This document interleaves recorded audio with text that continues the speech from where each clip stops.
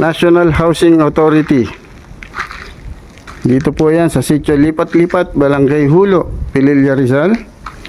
Sa lahat po ng gustong makapag-avail ng pabahay na ito, kailangan nyo pong makipag-ugnayan sa inyo pong lokal na pamahalaan, sa inyo pong barangay at munisipyo kung saan po kayo rehistrado.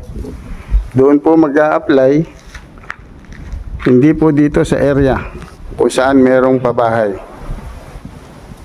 Sa lahat po ng gustong makapag-avail ng bahay na ito, na proyekto ng National Housing Authority,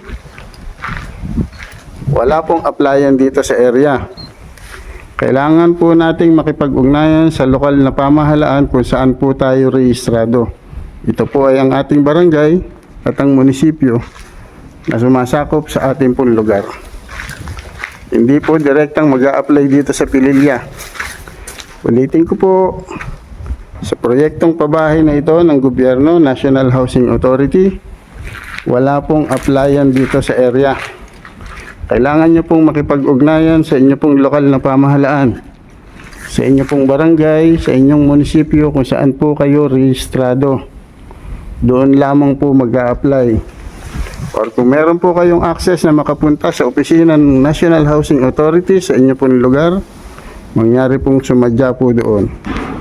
Pero yung dito po kayo mag-a-apply ay wala po. Wala pong personnel ang NHA dito po sa area. Kaya po ito ay dumadaan sa lokal na government, lokal na pamahalaan, or local government. Nawa po ay maging malinaw. Ulitin ko po, sa lahat po ng gustong makapag-avail ng pabahay na ito ng gobyerno, National Housing Authority, kailangan nyo pong makipag-ugnayan sa inyo pong lokal na pamahalaan, local government unit, sa inyo pong barangay, inyo pong munisipyo kung saan po kayo rehistrado. Doon po tayo mag-a-apply para sa pabahay ng gobyerno. Wala pong direktang applyan dito sa area kung saan po nakatirik ang mga bahay. Wala pong personnel ng NSA dito po sa area, kaya't sa local government po.